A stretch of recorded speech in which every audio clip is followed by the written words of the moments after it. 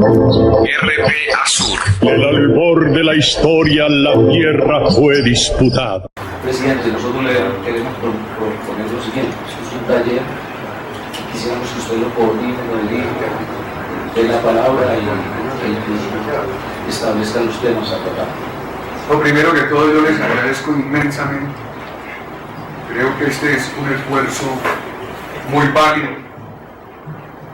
A todos nuestra inmensa gratitud. Ojalá esto le haga bien a la democracia venezolana. Por eso esta mañana en una reunión previa le decía yo a algunos amigos que de mi parte no quiero ningún protagonismo publicitario, ni de medios.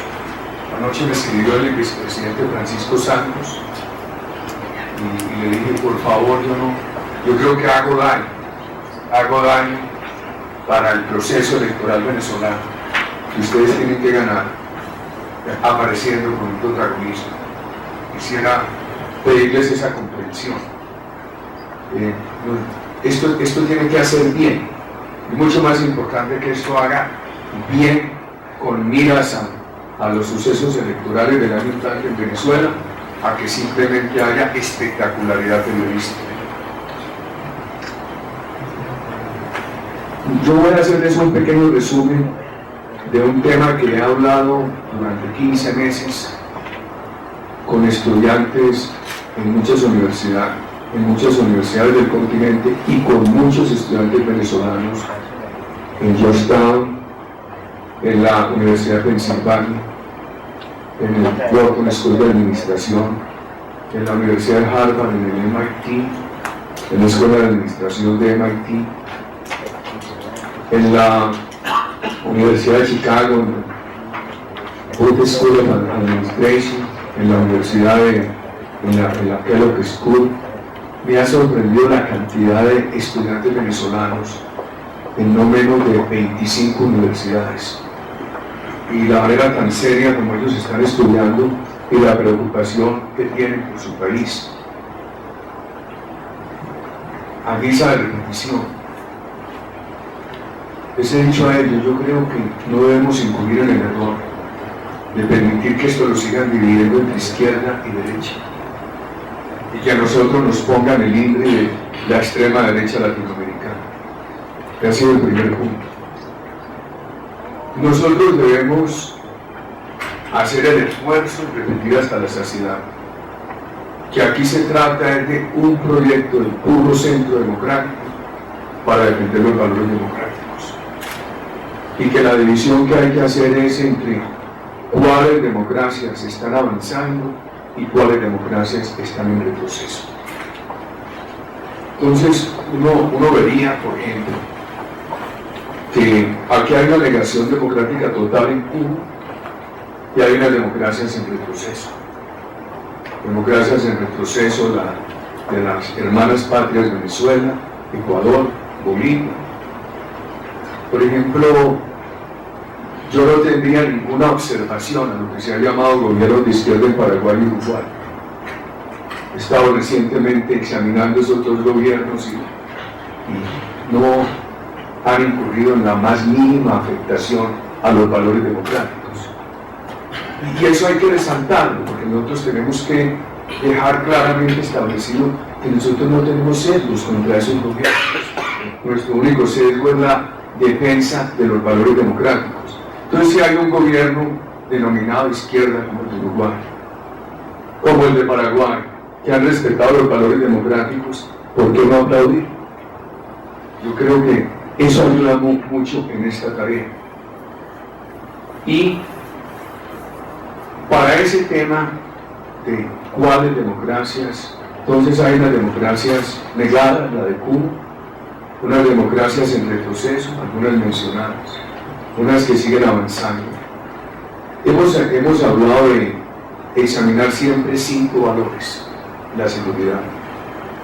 Me sorprendió hace poco escuchar a una niña del gobierno de Venezuela decir que los problemas de inseguridad de Venezuela se resolverían cuando el socialismo siglo XXI hubiera producido ya la plenitud de sus resultados sociales. Yo lo vengo viendo aquí desde principios de los 60, cuando las viejas, los remanentes de las guerrillas partidistas, que concluyen ese proceso de violencia de los partidos termina con los pactos que en buena hora lograron el expresidente Laureano Gómez, padre de nuestro muy ilustre amigo, el doctor Enrique Gómez Hurtado, y el expresidente Alberto Lleras. Y coincide ese pacto del Frente Nacional con el nacimiento de la Revolución Cubana. Ellos pactan primero en el 57, 58. Castro gana en la noche del 31 de diciembre del 58. Y aquí quedan unos remanentes de guerrillas partidistas, y esos remanentes se vuelven marxistas. Y en Cuba señalan dos países sudamericanos para replicar la revolución, Colombia y Bolivia.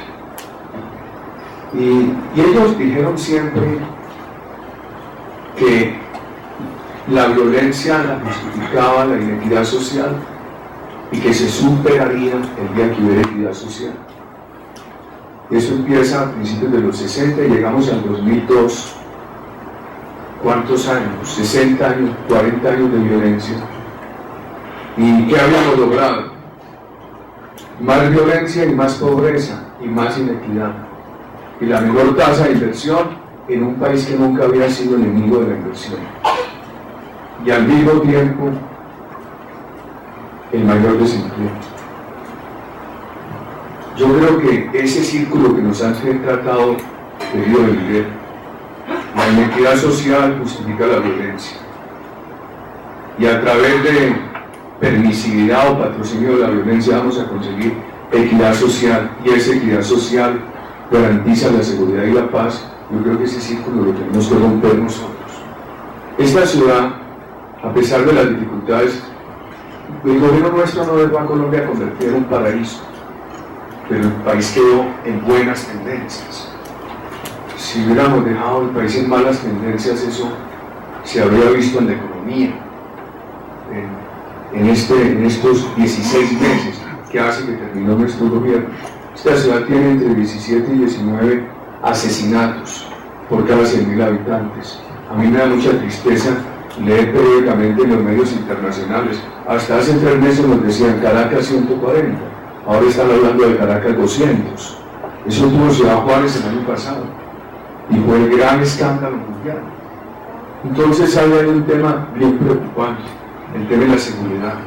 Yo creo que hay países en el continente que han reconocido el problema, lo están enfrentando. Una de las respuestas que yo he dado sobre el caso mexicano es que independientemente de lo que ocurra internamente en México, de la estrategia, de las tácticas del gobierno frente a la inseguridad, hay que reconocerle al presidente Calderón el valor de haber aceptado que ese problema estaba, de haber puesto ese problema sobre la mesa y de estar enfrentándolo, que es lo que ha hecho Colombia. Brasil ha empezado parcialmente en algunas áreas, en el área del Río de Janeiro. Otros países tienen un problema muy grave de debilidad institucional y de falta de presupuesto, que hay que ayudarles. Los países centroamericanos, Jamaica, República Dominicana, que es una de las estrellas que brillan en el continente, empieza, a mi juicio, a tener un grave problema en narcotráfico, que puede explotar en un grave problema de violencia. Y definitivamente países que no quieren enfrentar el problema ni lo quieren reconocer, como es el caso de Venezuela.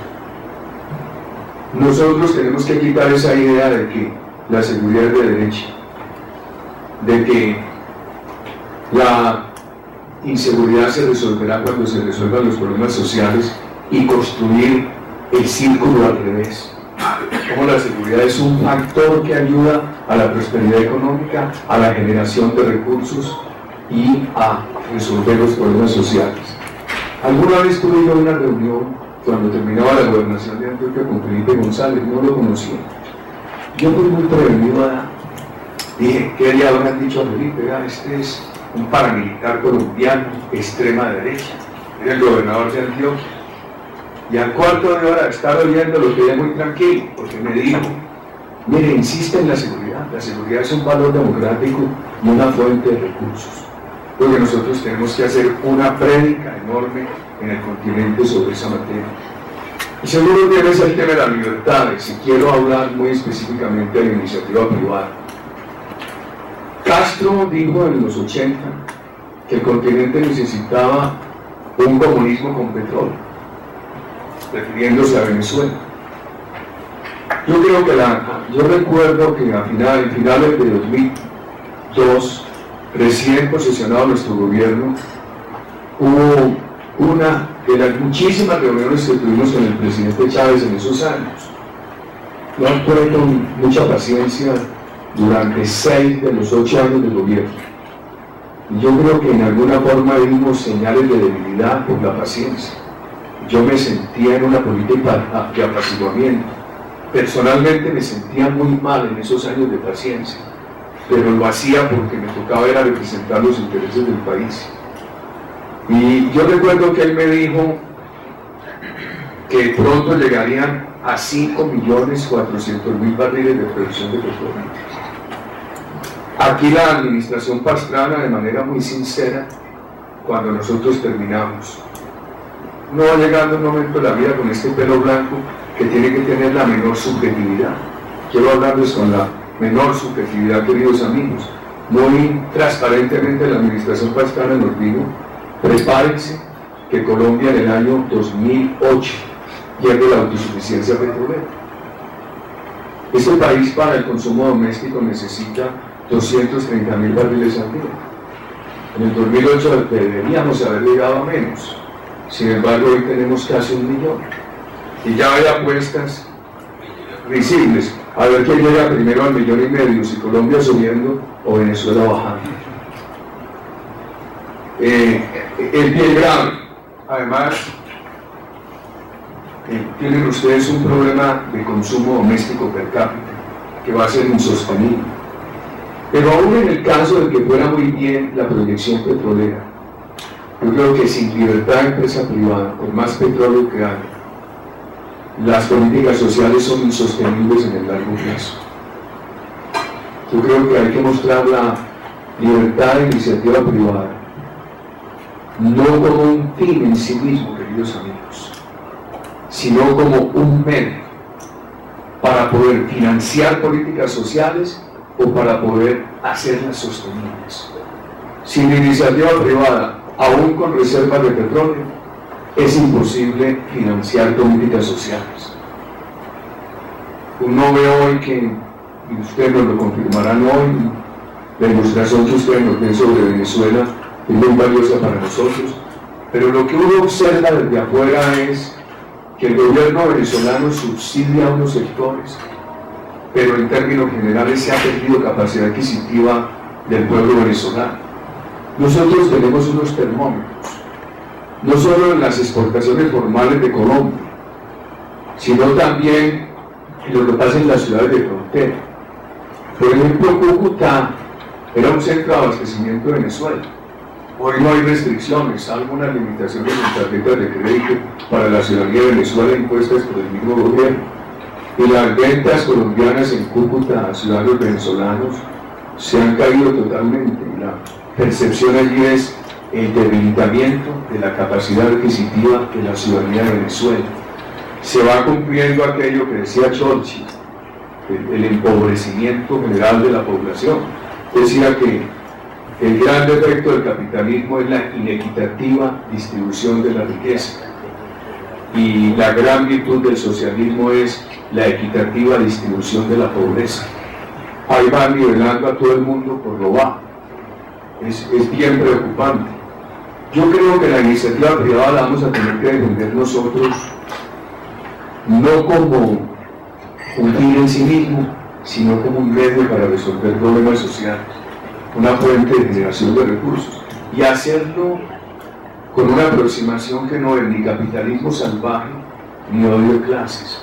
Nosotros hemos venido desarrollando aquí un modelo con unos puntos muy específicos de cómo se puede promover la economía privada con fraternidad. Y por supuesto, al ver el movimiento de los indignados, la situación de la juventud española, los brotes juveniles en nuestro continente, yo creo que nos va a tocar pensar cómo llevamos las posibilidades de la iniciativa privada a los sectores populares de nuestros países. Yo he venido trabajando ahora con alcaldes y gobernadores de Colombia. Nosotros dejamos unas semillitas plantadas en nuestro gobierno, pero no es suficiente. Y mire, nosotros tenemos que hacer de la iniciativa privada una libertad al alcance de todos los ciudadanos, no simplemente de élites. Tenemos que hacer de la posibilidad de emprendimiento una posibilidad al alcance de los jóvenes, de los sectores pobres. Yo diría que hay que pensar en aquello que escribió Prahalad, el economista y sociólogo hindú, establecido hace año y medio, casi 2 años, que es llevar la economía capitalista a la base de la pirámide, crear mecanismos para que los jóvenes, además de educación, puedan tener emprendimiento masivamente, acceso al ingreso legal masivamente, los sectores populares. Yo creo que vamos a tener que hacer un esfuerzo en todos los países para que, por ejemplo, los fondos de inversión, los fondos de capital de riesgo, los fondos de seguridad de avales para créditos, todo lo que son las herramientas del capitalismo, de la economía de mercado, llevarlas a la base popular. Esto es mostrar un gran sentido fraterno, popular, democrático de nuestra concepción de la empresa privada. Y yo creo que es la única manera de legitimarlo, porque uno ve en el gobierno de Venezuela un discurso muy efectista de legitimación de la empresa privada, en el discurso del presidente ecuatoriano. Con Evo Morales, la situación en mi concepto es angustiosa porque le va bien a unas compañías transnacionales amigas personales de él. Y eso es muy grave para los países, que prospere una empresa, no porque haya una institucionalidad que opere, sino porque hay una amistad con el gobernante. Y el caso de Nicaragua es aberrante. Los empresarios de Nicaragua ahora estuvieron con Ortega, y Ortega se ha convertido en el mayor capitalista de Nicaragua. Ellos tienen una organización del viejo sandinismo, que la manejan como una fundación y empieza a ser tan rica como en su momento fue Somoza. Ahí tenemos un tema para examinar en Nicaragua. Entonces esa libertad de iniciativa privada es bien importante tratarlo. Su relación con lo que yo llamaría el tercer elemento, la cohesión social. Lo del Perú es bastante sintomático, al revés de lo de Venezuela. Así como uno podría decir que a pesar de miren las comparaciones. Venezuela tiene ¿cuántos miles de millones de barriles de petróleo certificados en sus reservas?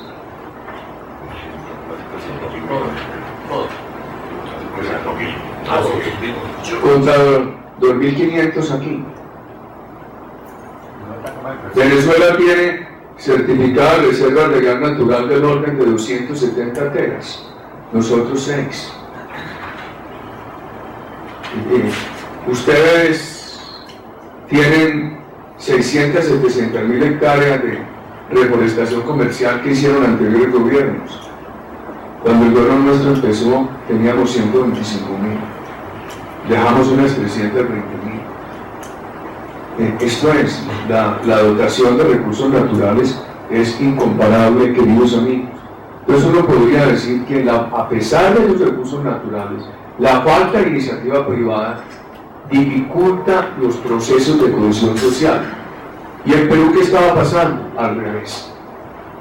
En Perú hace un año, yo tuve la oportunidad, en diciembre, ahora va a ser un año, de hablar mucho con el presidente García y con todos los candidatos a la presidencia, excepción hecha del presidente Humala. Hace un año todos decían, Humala está desaparecido. No hay la menor posibilidad de que gane. Y Humala ganó. Y en mi concepto, en el Perú pudo influir esto. Había la percepción de que estaba creciendo más la economía que la cohesión social. Por eso hay que lograr ese gran equilibrio entre las libertades económicas y la cohesión social. El tema de la independencia de instituciones. Yo me he quejado mucho de todo ese gran escándalo que hubo en el continente, por lo que fue el golpe de Estado de Honduras, y ese silencio cómplice, cuando el golpe de Estado del Congreso saliente de Venezuela al Congreso elegido.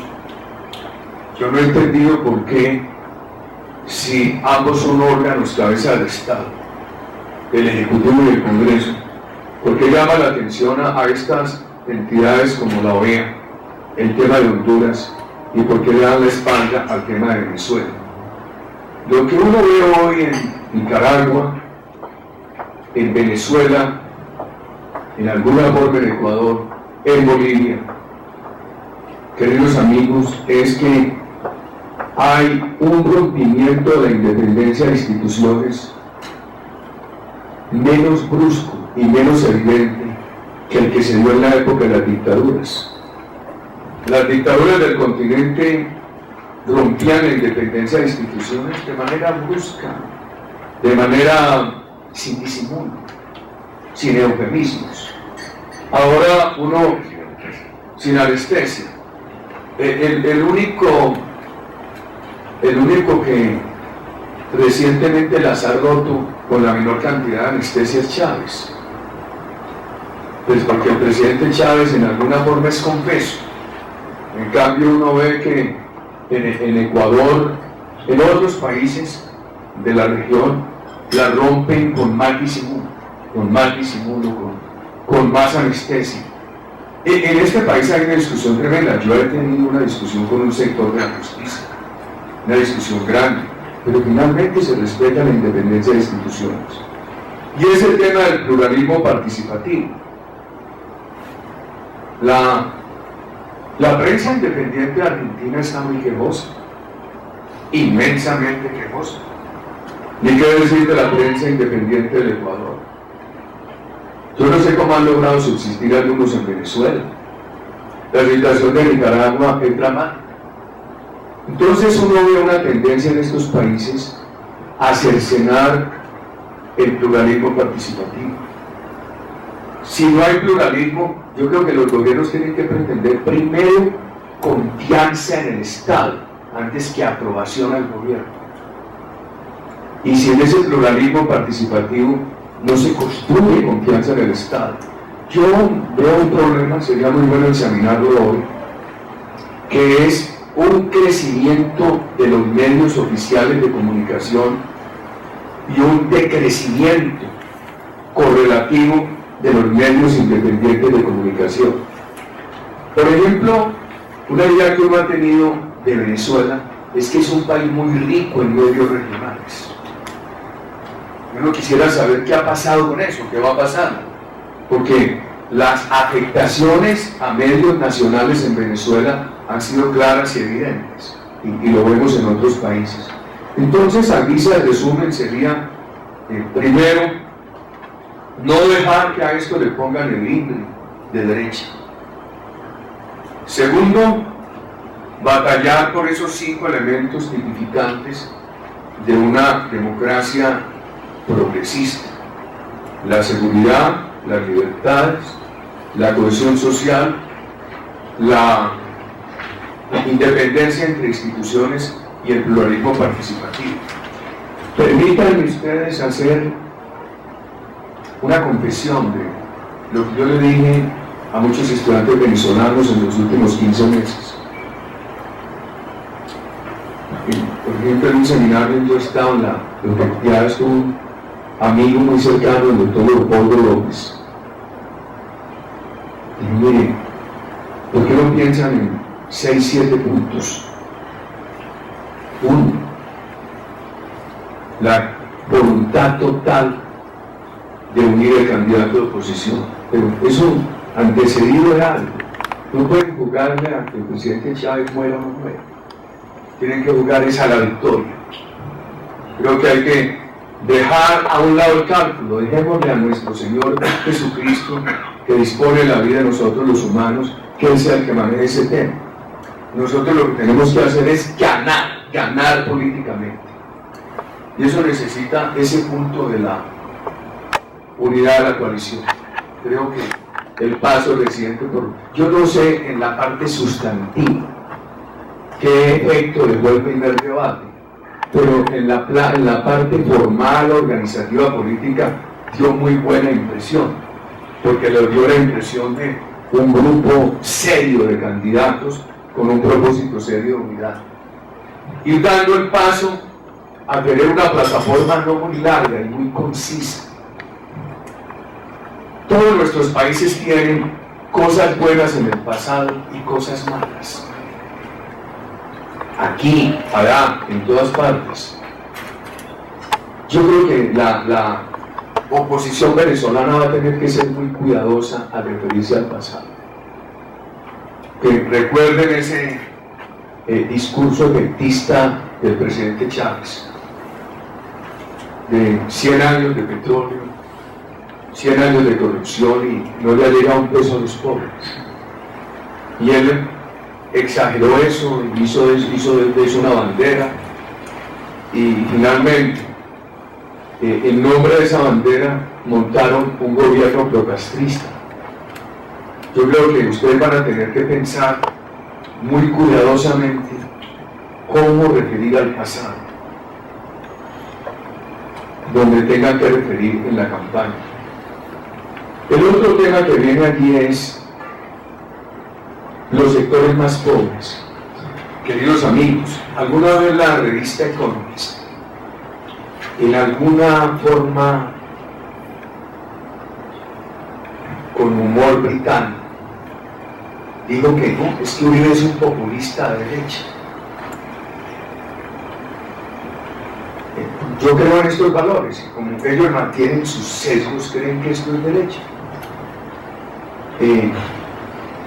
A mí me ayudó mucho el departamento de Antioquia a mi elección presidencial inicial.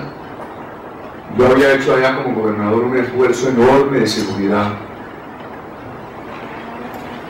pero un esfuerzo enorme en lo social. Y lo único que trascendía era el tema de seguridad. Bueno, empezamos esto en Bogotá y encuentro en la primera línea siempre al doctor Enrique, a su equipo, Roberto Camacho, que en paz descanse, Alberto, todo ese equipo, Rafael. Y nosotros ganamos la reelección en el 2006 no solo por la seguridad. Nosotros teníamos un avance en los temas sociales muy importante que nos sumaba a sectores medios y populares. Yo creo que nuestra plataforma de seguridad no habría sido suficiente para elegir al presidente Santos. Nosotros pudimos decir, falta resolver problemas de la salud, pero hemos logrado plena cobertura en un país de 47 millones de habitantes. Falta resolver problemas de educación, pero en cobertura universitaria pasamos de, para no hablar sino de eso, de una cobertura del 22 a una cobertura del 36. Hay que resolver el problema de la educación de los niños menores de 5 años, pero dejamos plena cobertura nutricional de los niños menores de 5 años, y así sucesivamente. Entonces, teníamos un mensaje avalado por los hechos para los sectores medios y populares. Lo de seguridad es lo que se publicita, pero solo lo de seguridad no habría alcanzado. Yo recuerdo que Plinio, a quien le debo toda la gratitud, tantos años apoyando, me visitó cuando yo era gobernador de Antioquia. Y nosotros desde allá teníamos un ejercicio democrático, participativo, que creó mucha confianza y que lo tuvimos todos esos años en la gobernación y todos esos años en el gobierno nacional. Todo eso creó mucha confianza y mucho apoyo, y eso ayudó a hacer posible la elección del presidente Santos. Yendo a Venezuela, creo que ustedes van a tener en ese discurso que garantizarle a los sectores populares que han recibido beneficios del actual régimen que los van a mantener, y que la diferencia será la transparencia con que ustedes apliquen eso, la neutralidad política. Una de las cosas que yo le repetí a los colombianos fue, mire, aquí para entregar un subsidio de familias en acción, un carnet de salud, un carnet a los ancianos, en nuestra política social, nunca hemos preguntado si son amigos o enemigos de Uribe. Eso se ha hecho con total transparencia. Es porque es pobre, no es porque sea amigo de Uribe o enemigo de Uribe. Garantizar sostener esa política social a los sectores más pobres de Venezuela, respetándoles su libertad política. Segundo, haciéndosela sostenible. Yo creo que ustedes tienen unas cifras que le pueden mostrar al pueblo venezolano que al país al ritmo que va, lo van a quebrar, y que el país quebrado no va a tener con qué sostener esos subsidios. Entonces, a mí me parece la mayor importancia decir, se los sostenemos, pero se los hacemos sostenibles, no por un ratico, en el largo plazo. Los iremos mejorando, porque detrás de la solución de una necesidad viene la otra necesidad, lo que dicen los chilenos. Los chilenos tenían 120.000 estudiantes universitarios hace algunos años, hoy tienen 1 millón. Han avanzado velozmente, pero ahora ya la población de Chile dice, no estamos de acuerdo, no estamos satisfechos. Y eso es comprensible. Este país hace 9 años la gente no podía salir de un hotel de estos. Y cuando empezaron a salir a las calles, a las carreteras, pues eso fue un júbilo colectivo, eso parecía la liberación de un secuestro masivo. Pero 8 años después, hoy, en esa época, ¿qué se iba a quedar la gente porque robaban un celular? O porque atracaban un apartamento, robaban un carro. Hoy sí. Porque en todos estos temas los seres humanos procedemos como lo decía Maslow, siempre mirando hacia adelante. Se resuelve una necesidad y no queremos retroceder, sino mirar cómo nos resuelven la otra. Yo creo que es muy importante hablar eso en la política social venezolana. Se ha hecho esto, está bien, pero tenemos que hacer eso, una gran política social. Y en eso conectarlo con la confianza de inversión. Decir, mire, si este país no tiene inversión privada intensa, una tasa de inversión del 26-28%, por más petróleo, por más gas, por más aluminio que tengamos, la economía y las soluciones sociales serán imposibles en Venezuela. Conectar ese programa social con un programa de promoción de la inversión, de confianza. Yo le he preguntado a algunos banqueros en Venezuela, ¿cómo se han sostenido? Me dicen, no, porque ahí manejamos la cosa con Chávez. Yo creo que hay 2 aproximaciones a la empresa privada, la institucional y la que es muy propia de los dictadores, la personal. Si eres mi crítico, te expropio. Si eres mi obsecuente servidor, te dejo ganar dinero. Yo creo que lo que necesita nuestro país es tener una aproximación institucional, impersonal a la empresa privada. La empresa privada en este país en los años nuestros creció mucho. A nadie se le preguntó si era afecto o desafecto al gobierno. A nadie. Lo hicimos de una manera totalmente institucional. Y sumar ya eso, empresa privada con fraternidad y con presencia en los sectores populares, y desarrollar ese proyecto. Yo les diría un punto final sobre el tema, queridos amigos. Hay que disputarle a Chávez los votos de su base. Hay que poner una bomba de succión a la base popular del chavismo. Esto es, si eso no ocurre y la composición de fuerzas se mantiene como ha sido, le queda muy difícil a la oposición ganar y gobernar después. A mí me parece que hay que mostrar unas claras diferencias con la cúpula chavista, pero tener una aproximación muy fraterna que atraiga a la base chavista. Yo creo que políticamente se necesita una gran estrategia para atraer a la base chavista. Se trata de ganar, y para ayudarles a ganar, cualquier cosa que la experiencia de uno en esta batalla pueda decir bien, María Angélica, 0 prensa. Porque ustedes van a decir, vea, allá fue Ledesma a reunirse con Uribe, y Uribe es el monstruo.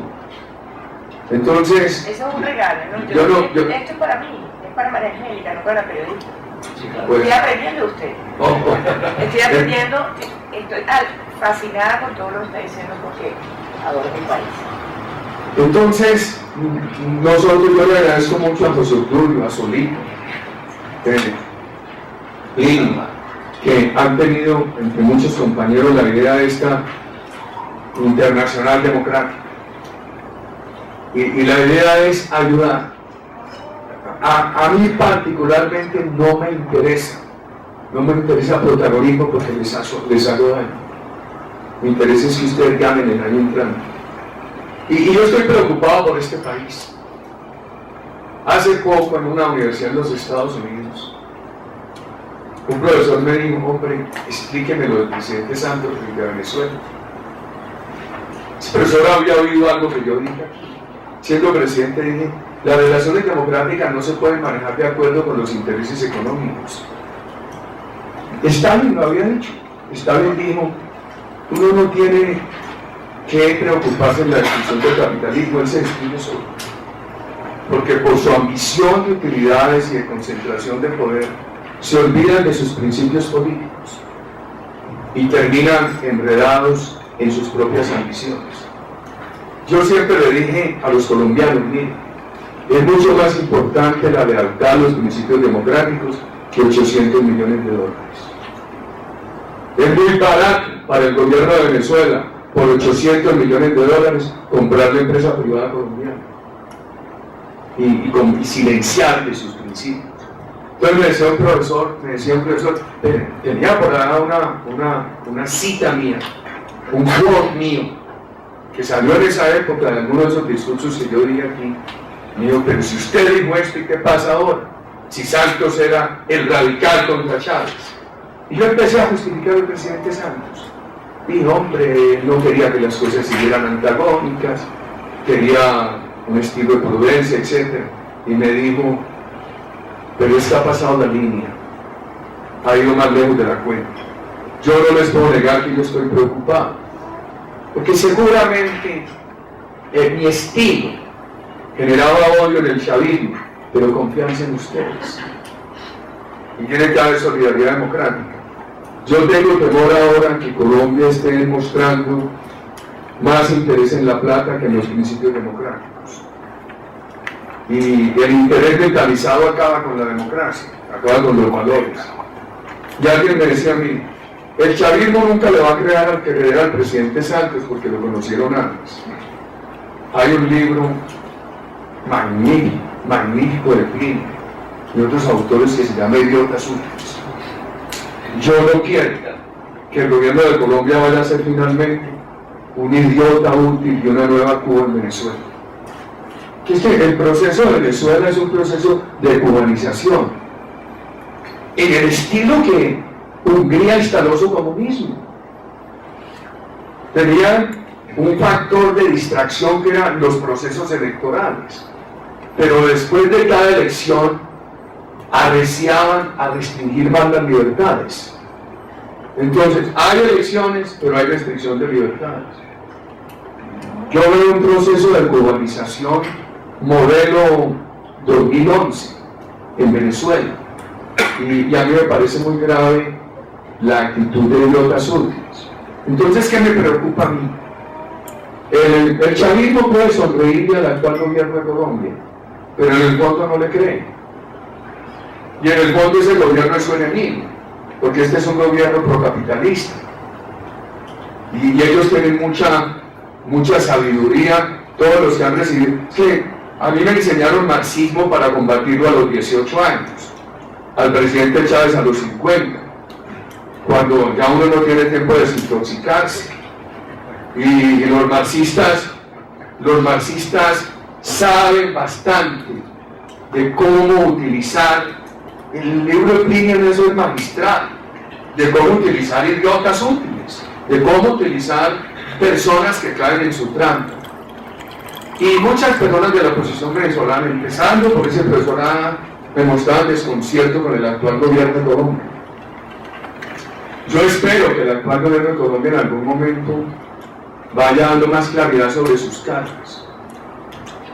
Pero a mí me parece muy preocupante la actitud actual frente a Venezuela, como me parece muy preocupante la del presidente Lula y de muchos mandatarios. Hace poco estábamos con unos estudiantes resolviendo esta pregunta: Cuba ha sido un fracaso. Sin embargo, con una población extrovertida como es la población caribe, han logrado introvertirla y han logrado una gran estabilidad política del régimen. ¿Qué lo determina? Se ha venido de dos subsidios, primero el subsidio soviético y ahora el subsidio venezolano. Yo creo que la estabilidad del gobierno de Cuba, en medio del fracaso económico y social, ha sido en buena parte determinada por la obsecuencia y el servilismo de muchos líderes democráticos de América Latina y del Caribe. Eligen a Lula. RP Azur. El albor de la historia, la tierra fue disputada.